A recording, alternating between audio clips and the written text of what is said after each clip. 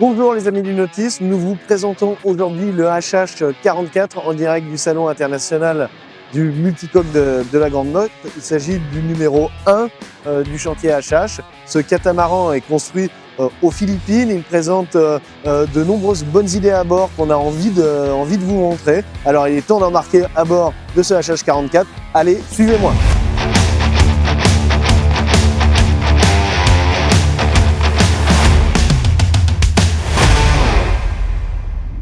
Donc, ce HH44, la philosophie du chantier HH, c'est de produire des catamarans épurés, néanmoins luxueux, des catamarans légers, capables d'excellentes performances, malgré tout le confort qu'on peut y trouver à bord. Ce bateau pèse à lui seul 10 tonnes, un petit peu plus de 10 tonnes à vide, 14 tonnes 5 en pleine charge.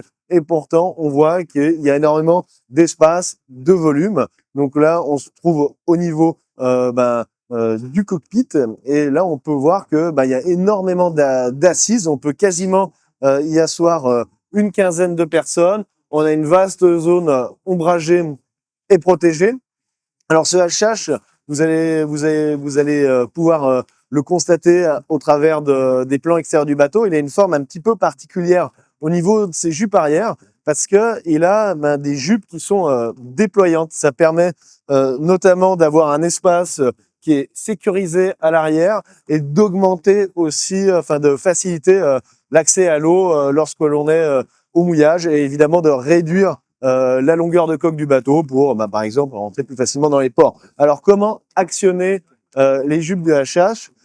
C'est assez simple. On récupère ce boot qu'on vient reprendre sur le winch ici. Voilà, on va venir ici déverrouiller la jupe arrière et contrôler au winch la descente de la jupe qui, de manière assez astucieuse, va revenir avec ici une marche supplémentaire qui va se déployer à ce niveau-là. Et là, on a une superbe plateforme pour accéder à l'eau. C'est quand même assez sympathique, c'est astucieux de la part du chantier. Pour reprendre ma jupe arrière, j'utilise au niveau du poste de barre le winch électrique, une petite pression et on voit qu'elle va revenir gentiment dans sa position initiale, sans effort aucun. On va pouvoir venir reverrouiller cette jupe arrière, une petite échelle intégrée pour l'accès à l'eau. En plus de la jupe arrière, ce bateau est également muni d'une porte de bordée. Donc c'est vachement pratique pour accéder au ponton quand on est amarré en longitudinal ou pour amener les courses sur le bateau avec l'annexe. Nous voici au poste de barre. Alors ici, j'ai un véritable piano, un piano qui est assez complet à disposition. Deux winch Harken bien dimensionnés à 2 vitesses, actionnables avec le pied. Donc là, je vais pouvoir réaliser toutes les manœuvres. On est sur un bateau qui a des rilles automatiques.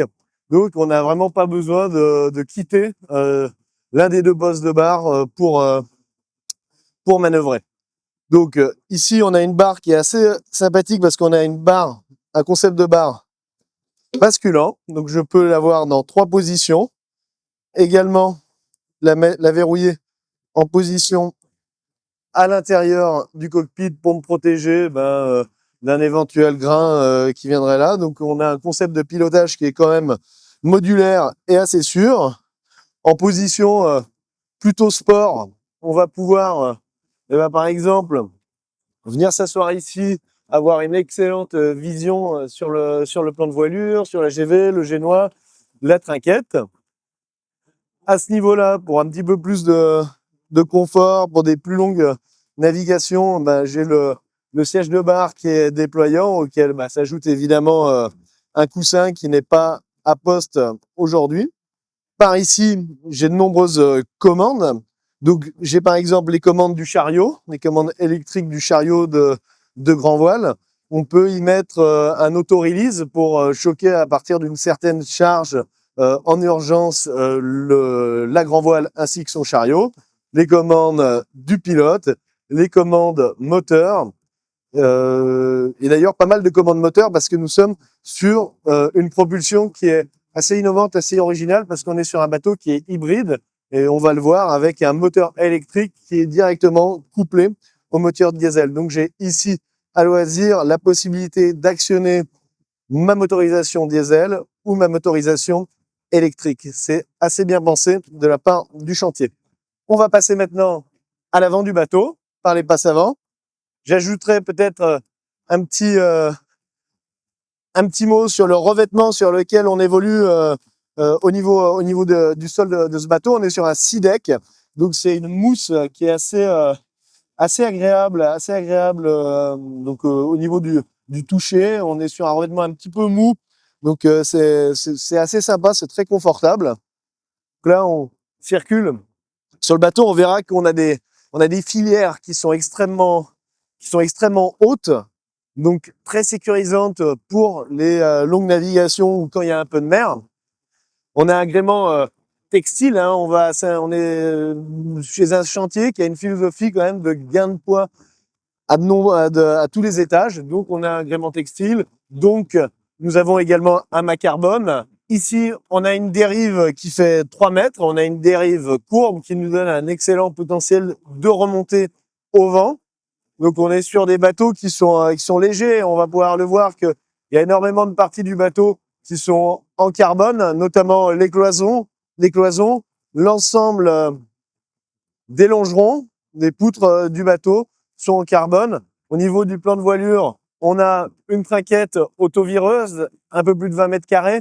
Donc c'est pas mal pour une utilisation dans de la mer formée, dans du gros temps. Enfin, on a une simplicité d'utilisation grâce à la trinquette autovireuse. Juste ici, le génois qui fait environ 42 mètres carrés ou un peu plus. Un génois avec un rail, donc avec un petit peu de recouvrement, mais pas trop. Ici, on a le bout dehors qui nous permet d'amurer un grand génaqueur ou un Reacher fractionné.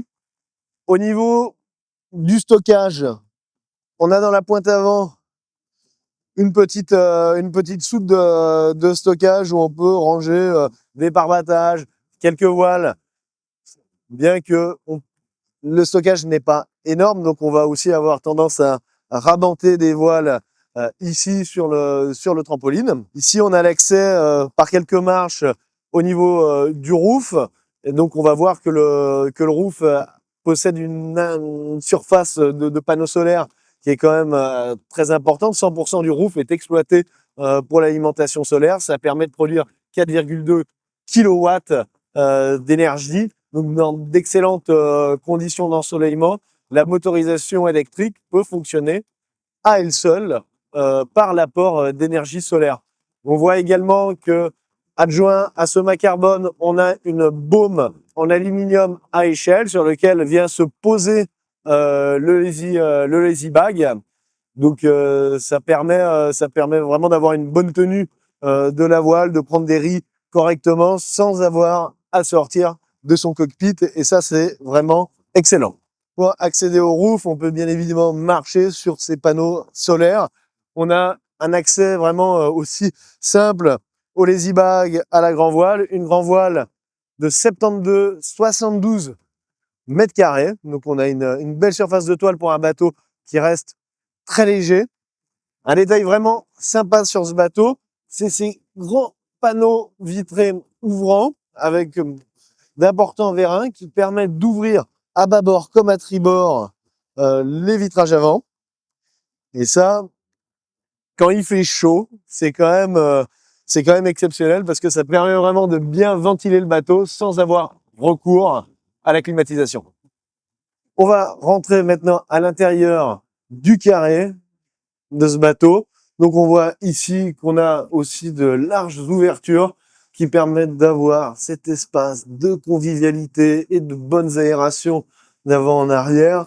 Donc au niveau de la cuisine, là on discute avec ses invités, avec les hôtes, on n'est pas isolé dans la cuisine et ça c'est vraiment sympathique. on pourra constater qu'on est sur un habillage qui est assez simple, assez sobre, assez épuré. On n'en fait pas trop chez HH, en tout cas sur ce modèle, parce qu'il y a de nombreuses customisations qui sont possibles en fonction des souhaits des propriétaires. Mais là, on reste sur quelque chose d'assez simple. On est sur du gain de poids à beaucoup de niveaux. On a quand même deux petits vaigrages blancs pour habiller un petit peu l'ensemble, la petite cuisine en U, les plaques à induction, un joli lavabo comme à la maison. Pour un petit peu de divertissement, je peux avoir accès à ma télévision. Alors aujourd'hui, elle n'est pas installée sur le bateau, mais voilà, on peut actionner la télécommande et regarder la télévision seul ou entre amis. Ici, j'ai une table à cartes face à la route avec mon chart plotter, les commandes avec les chart plotters, les informations de vent, donc tout un tas de possibilités. Ici, ma VHF, etc. Même un petit ventilateur. Donc voilà, on est sur des petites finitions avec des panneaux carbone pour rappeler l'ADN, un poil racing de HH, même si on est sur un véritable catamaran de croisière certes, mais catamaran de croisière rapide. Ici, nous avons quelques réserves de froid. On va descendre dans la coque invitée et vous allez voir, vous allez pouvoir en apprendre un petit peu plus sur la technique de ce HH. On vous montre pas le lit parce que le lit est en position haute pour nous donner accès justement à cette cale moteur. On a ici un moteur Volvo de 30 chevaux sur lequel est couplé un moteur électrique. C'est le moteur électrique qui va actionner directement l'arbre. Donc sur le bateau, on a au total 4 moteurs et c'est quand même un plus en termes de sécurité, c'est-à-dire que je peux conduire mon moteur directement avec l'apport du moteur diesel qui va enclencher le moteur électrique, ou je peux simplement piloter mon bateau avec le moteur électrique. En cas de défaillance de mon moteur électrique, il est possible de le bypasser très simplement en actionnant un petit levier et de fonctionner directement avec le moteur diesel. Donc, confort en navigation, parce que l'électricité ne produit aucun bruit, et sécurité du diesel. Donc, on a le meilleur des deux mondes avec HH ici. On verra qu'on est quand même sur un bateau performant, parce qu'ici, on peut voir, bon, il y a la salle de bain qui est juste ici, donc qui prend un petit peu d'espace dans la coque. Donc, je disais, on voit que nous sommes sur un catamaran qui est performant. On n'a pas énormément de largeur dans les coques. On a des entrées d'eau qui sont assez fines. Donc, ici, on a une petite cabine simple. On pourra voir, quand on actionne l'ensemble des panneaux de ce bateau, que c'est extrêmement léger. On n'a aucun poids dans les mains. Ici, une petite vue sur le parc de batterie qui est quand même extrêmement conséquent. Donc un accès facilité aux batteries et au système Victron. Je vous invite maintenant à découvrir la cabine propriétaire qui elle est beaucoup plus spacieuse, qui prend l'intégralité de la coque d'arrière en avant. Donc là, on a une grande couchette double qui occupe toute la largeur avec de la connectique, prise USB-C, avec toute la connectique, prise USB-C, des prises, des grands vitrages, on a une belle visibilité, on peut profiter de son bateau au mouillage, avoir une belle vue sur mer, les interrupteurs par ici, pas mal de rangements à ce niveau-là. On va avoir ici, pour le confort, un lave-linge et une cabine qui est assez sympathique, avec un bel évier. On a des alternances sur ce bateau, de noir, de blanc, un petit peu partout. Ça donne un côté sobre, simple et épuré. Et une douche d'une dimension correcte, avec là également une paroi vitrée. Dans le cas présent, à la demande du propriétaire, un chauffe-serviette. Ici, on voit qu'on a également le passage de la dérive qui est bien intégré dans le dessin du bateau. On ne la remarquerait quasiment pas. C'est tout pour le HH44. Nous espérons que vous avez apprécié cette visite. encore une chose, le prix, ce bateau pour 1,7 million de dollars hors taxe pourrait être le vôtre. Allez, ciao!